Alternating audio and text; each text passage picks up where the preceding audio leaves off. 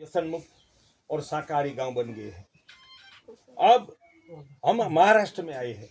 यह नंदुरबार जिला का धड़गांव तहसील का तीनसमार गांव है। पहाड़ियों पर गांव है। आप मानेंगे नहीं, यहाँ पास में नर्मदा डैम पानी से भरा है और उनका जल सपाटी है ऊपर का, सपाटी से 2000 फीट ऊंचाई पर यही तीनसमार गांव में ही नर्मदा का पानी है। वहां से 2000 फीट की ऊंचाई पर ये पहाड़ियों में गांव है। ऐसे यहाँ 3000 गांव है ये प्रदेश में। तब ये गांव के मुखिया है तानाजी। उनको पूछते हैं, तानाजी यहाँ पीने के पानी की क्या व्यवस्था है? हमारे गांव में पीने का पानी कम से कम 1000 से 1500 फुट ये पहाड़ी के नीचे खाई में जाना पड़ता है और वहां से सिर पर हंडा लेके आना पड़ता है। ये देखो, मैंने अपनी आंखों से 5वीं बार आया हूँ, अपनी आंखों से हर बार देखा कि महिला ऐसा देगड़ा खीण में से इतने बाटकी से थोड़ा पानी उलेच के भरती है और उठेगा। तब मेरी आंख में आंसू आ गए कि आज भारत की स्वतंत्रता के 75 साल बाद ये हाल है कि महिला को 10 लीटर पानी उठा के 1500 फीट, हम अपनी जवान बेटी को 10 मंजिले की सीढ़ी चढ़वाए। 100 फीट ही होगा कि 10 लीटर पानी उठा के एक बार वो 10 मंजिले की सीढ़ी चढ़ के देख ले कितना कष्ट होता है। आज ऐसे यहाँ सैकड़ों गाँव की ये स्थिति है। यहाँ आपने कभी बोरिंग करवाया? हाँ, 2-3 साल पहले गवर्नमेंट की तरफ से बोरिंग करवाया था। तो उसमें हैंड पंप करवाया था, पर यहाँ घर भर पानी मिलता है हैंड पंप में। एक ने उसी मशीन से 1000 फीट तक बोर करवाया, 830 फीट करवाया, तो भी 200 लीटर पानी निकलता। 830 फीट गहरा बोर ऐसे गरीब आदिवासी ने बाहर मजदूरी जाके पैसा कमाया और कराया तो पानी 2 मिलता है।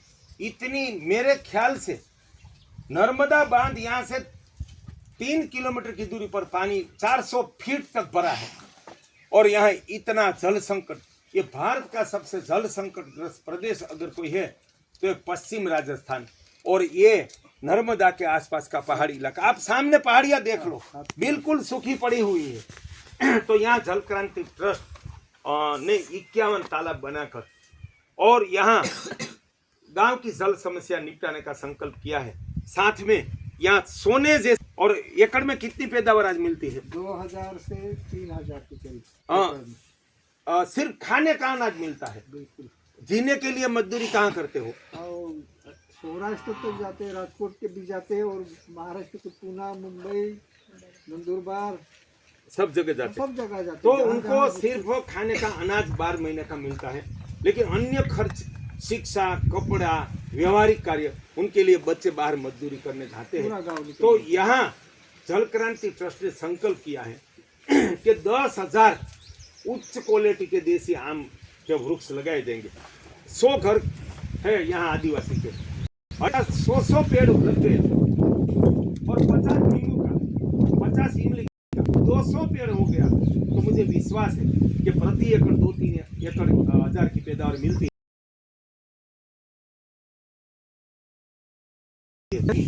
टपक सिंचाई की भी सुविधा करेंगे तो देशवासियों, मैंने परमात्मा की प्रेरणा से, ये मेरा कोई शौक नहीं है, ये मेरी कोई राजनीति नहीं है, ये मेरा उद्योग नहीं है। अपना फैक्ट्री उद्योग छोड़ के, मेरा बेटा पहले पढ़ता था तब से जीवन राष्ट्र को समर्पित करके 3500 चेक डैम तालाब ऐसे ही जल संकट ग्रस्त प्रदेश सौराष्ट्र, कच्छ, राजस्थान, आदिवासी क्षेत्रों में किया है। लुप्त होती गिर गाय को बचाया, गाय आधारित प्राकृतिक कृषि योजना दी कि जिससे भारत तो क्या सारा विश्व जहर मुक्त हो जाएगा। तो अब ऐसा काम हम कर, आप उसमें सहयोग करें। ये राष्ट्र निर्माण है, ये सच्ची प्रकृति रक्षा है, संस्कृति रक्षा है। यहाँ धर्मांतरण भी बहुत हुआ है, लेकिन उनका निवारण ये है